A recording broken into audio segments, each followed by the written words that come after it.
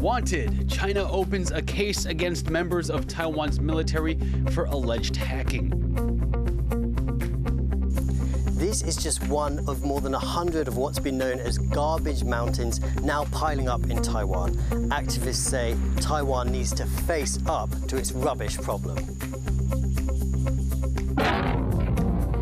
Escalating conflict between Israel and Hezbollah sets the region on edge. Plus, small but mighty, how Chinese microdramas became a multi-billion-dollar industry.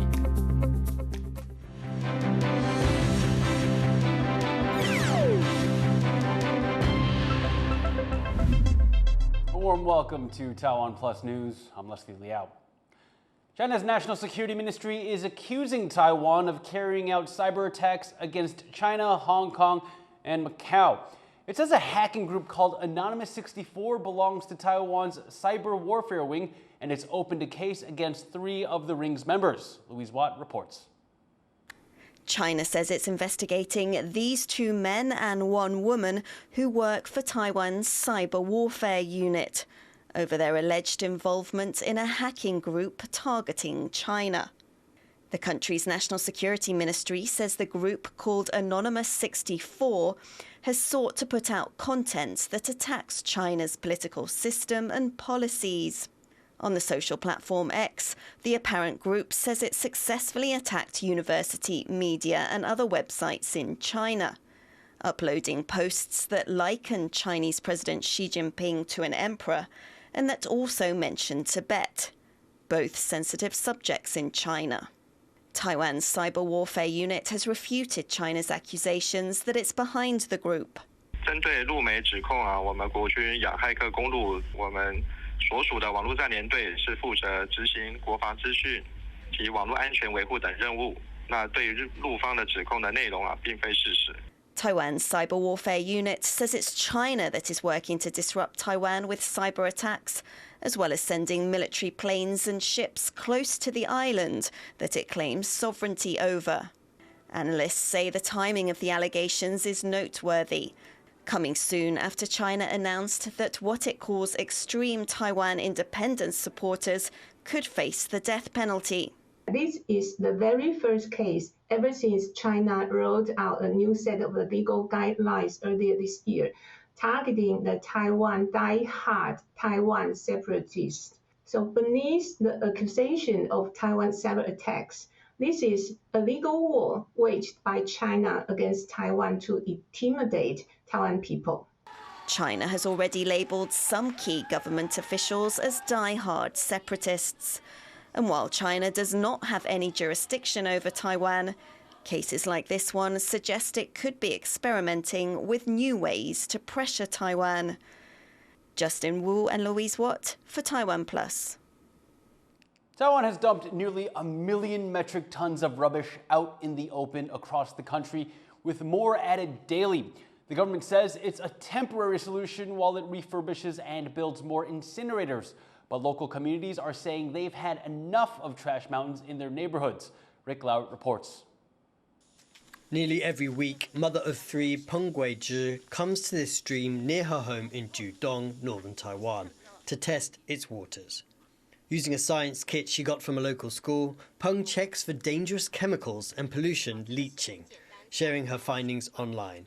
She's worried the water is contaminated. Not far from here, the local government has disposed some 5,000 tons of garbage. 它的垃圾直接变成瀑布，在山坡体，而那底下其实是没有铺任何的雨衣布。然后我们会担心它的水这样日积月累的流到山里面，最后再汇集到我们所有人喝的这一个自来水的取水口，其实是很大的一个风险。 For more than 6 years, the 100,000 residents of Judong have lived in the shadow of this mountain of trash. Its stench hangs over the town, and the filth is breeding mosquitoes and other pests that are a risk to public health. This garbage is piling on top of a landfill site that closed decades ago, but the local government says they have nowhere else to put it. The county is making more refuse than it can dispose of, and this is meant to be a temporary solution. But every day, 7 tons of garbage is being added to this pile. Judong is not alone. There are more than 100 of these open-air garbage piles in communities across the country, totaling nearly 1 million metric tons of waste, polluting waterways, killing wildlife, and even catching fire.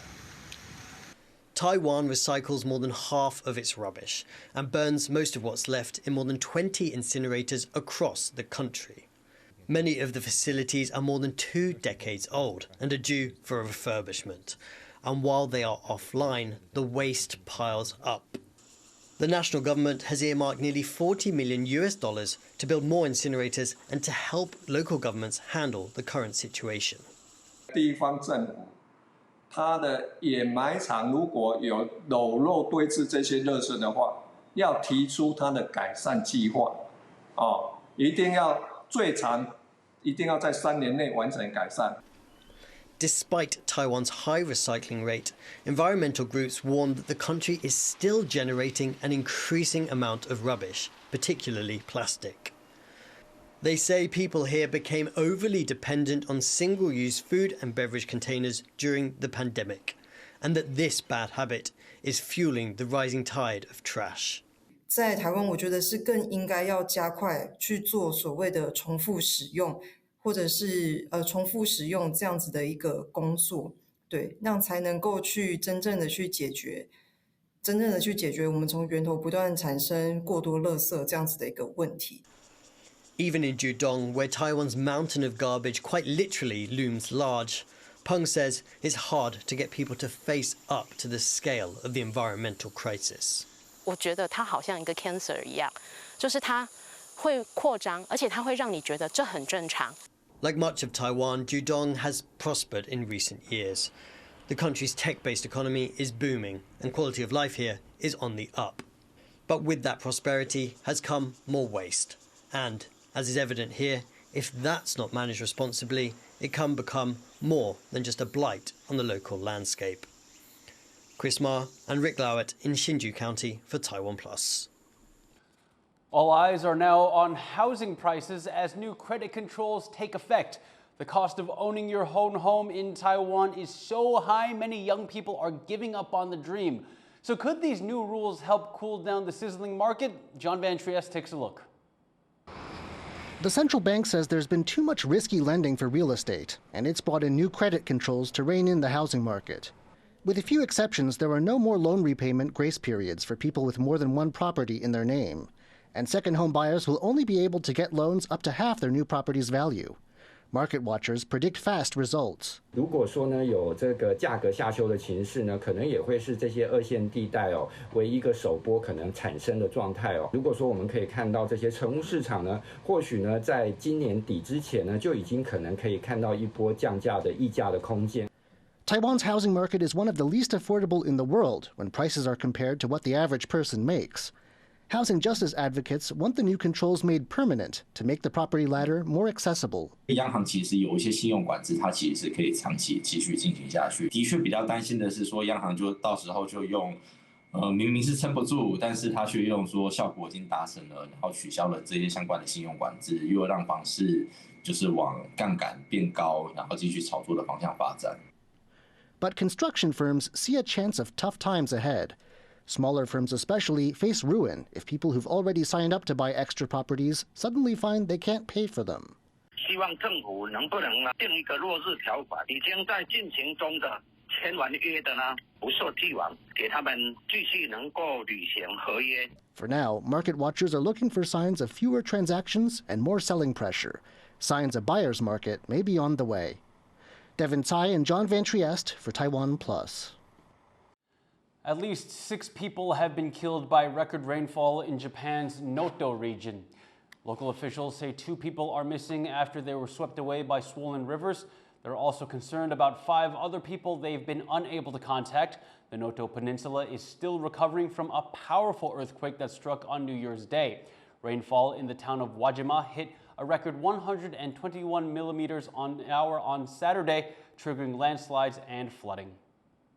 Sri Lanka has voted out its incumbent president, electing leftist leader Anura Dissanayake. The results come 2 years after a popular uprising forced out Gotabaya Rajapaksa, whose family had dominated Sri Lankan politics for decades. But the country's declining economy made the interim president unpopular.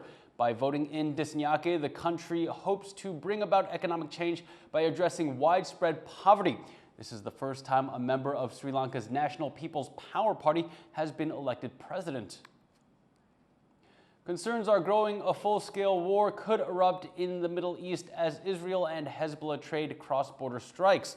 Israel on Monday warned people in Lebanon to evacuate their homes and other buildings where Hezbollah stores weapons as it launched a new wave of attacks. It comes as Hezbollah declared a battle of reckoning with Israel. Rosie Gwinninger has more.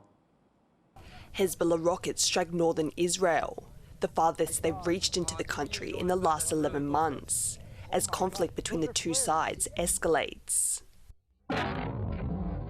Israel's military said about 150 rockets and missiles were fired at its territory over the last 2 days, wounding at least 6 people and causing serious damage to homes.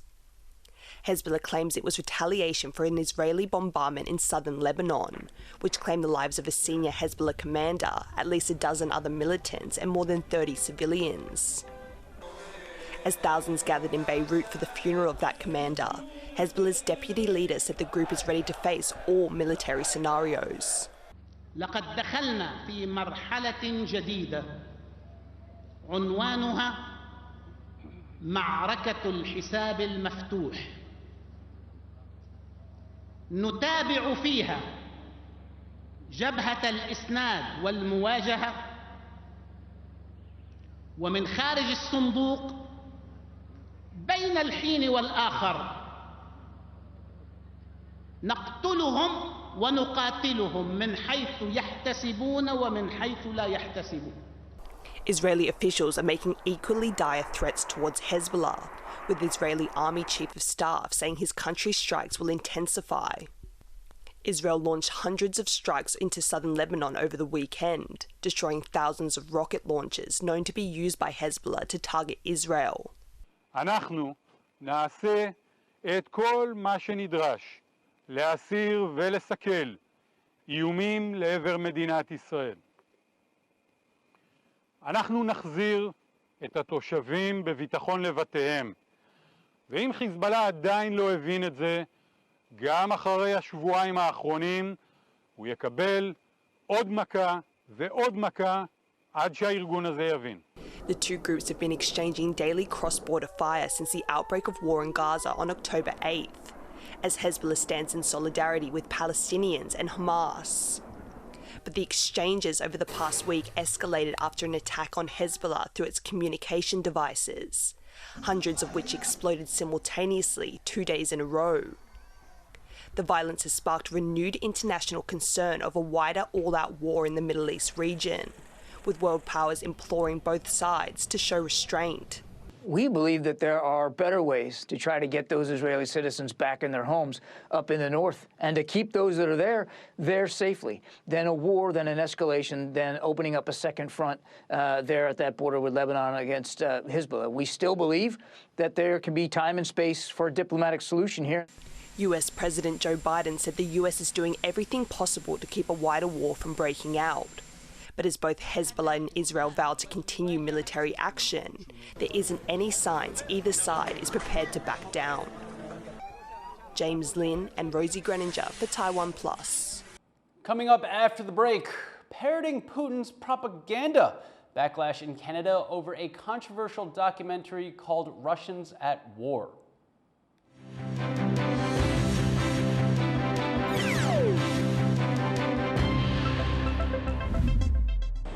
For more stories from here in Taiwan and around the world, please sure to check out our website at TaiwanPlus.com. Good shot. In the face of adversity, the power of truth.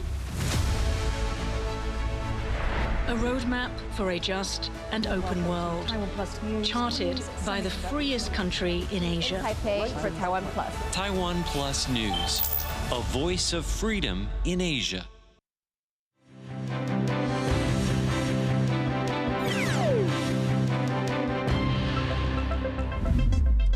Welcome back. You're watching Taiwan Plus News. Ukrainian President Volodymyr Zelenskyy has arrived in the United States to present his plan to end Russia's invasion of his country. Ми все для цього робимо, зброя для захисту нашої незалежності, наших людей, дипломатія для консолідації партнерів і примусу Росії до миру. Zelenskyy is expected to present his proposals to U.S. President Joe Biden later this week, as well as to the U.S. Congress and both Democratic and Republican candidates for the upcoming U.S. presidential election. Zelenskyy will also attend sessions of the UN General Assembly to seek support for his peace proposals. The visit follows a summer of intense fighting, with Moscow making advances into eastern Ukraine while Kyiv holds on to its gains in Russia's Kursk region. Thousands of Ukrainians took to the streets of Toronto to protest the screening of a documentary covering the war in Ukraine called Russians at War. While its director and producers argue it offers an unfiltered view into the ongoing conflict, critics say it is an attempt to whitewash the actions of Russian soldiers. Gino Lopez reports. No screen for Russia! No screen for Russia! Ukrainians in Canada take to the streets outside the Toronto International Film Festival, calling for the cancellation of a controversial Canadian-French documentary about the war in Ukraine. This film is trying to whitewash the crimes of Russian soldiers in Ukraine, portraying them as merely pawns or ordinary guys. This is not anti-war film. It is highly crafted Russian propaganda. The documentary, called Russians at War, is the work of filmmaker Anastasia Trofimova, who embedded with Russian troops near the front line in Ukraine for 7 months. In the film, Russian soldiers speak about fear, death, and hope as war rages around them, offering what the filmmaker says is an unfiltered perspective from those fighting on the ground. But after much criticism and backlash from the Ukrainian community and its supporters, the festival organizers suspended the screenings, citing safety concerns. A move the film directors and producers say was unfair and tantamount to censorship. Denouncing the criticism, Trofimova insisted her film is anti-war and was filmed without the permission of the Russian government.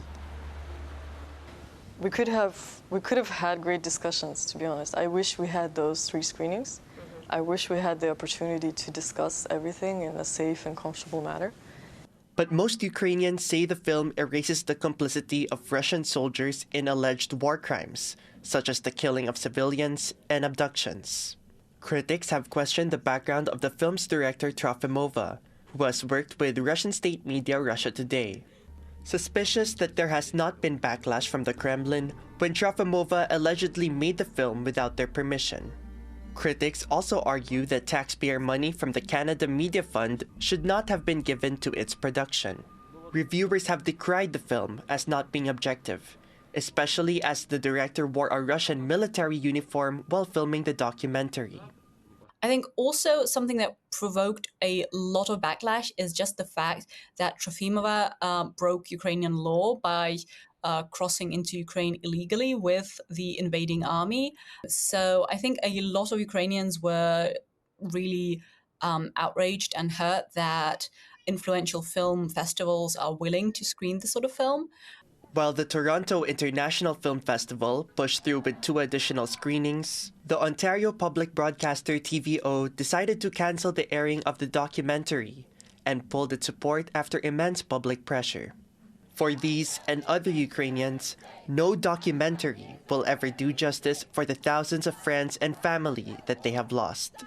Not until the fighting finally comes to an end, and those responsible for war crimes are held accountable. Scott Wang and Gina Lopez for TaiwanPlus. A gas explosion at a mine in eastern Iran has killed at least 51 people. Iranian state media is reporting that several workers are still trapped, with rescue efforts continuing. The accident near Tabriz, some 540 kilometers southeast of Tehran, is not the first deadly disaster for Iran's mining industry. In 2017, at least 42 people were also killed by a coal mine explosion. A new report by the British think tank Chatham House has revealed that Vietnam is working to build islands on 6 reefs in the South China Sea. The construction comes as tensions soar in the contested waters. To learn more about Vietnam's motives in the South China Sea, Adil Brar spoke to Don McLean-Gill, a lecturer at the De La Salle University. According to a new report by Chatham House, Vietnam is building new islands in the South China Sea. Why is Vietnam building these islands?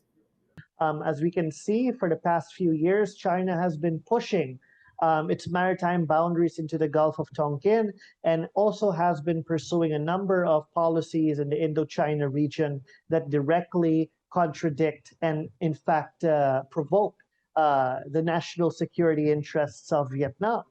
And on top of that, we can see this trend increasing as the years would go on, given the structural dynamics of Southeast Asia.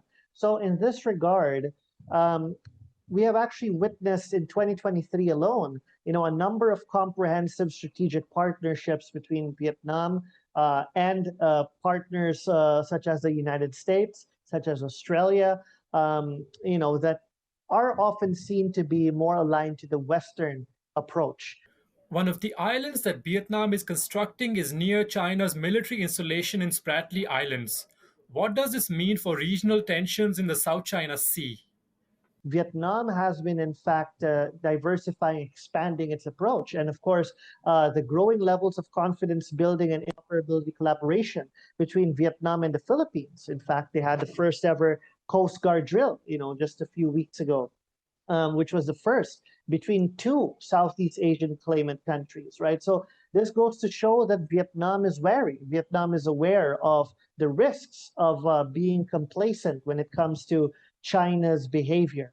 And especially as we can note in the early 2000s, China also tried to display some sort of a good neighborhood strategy, to ensure that the regional environment is conducive for its rise, which would eventually be an assertive rise. Why hasn't China criticized Vietnam's island construction in the South China Sea yet?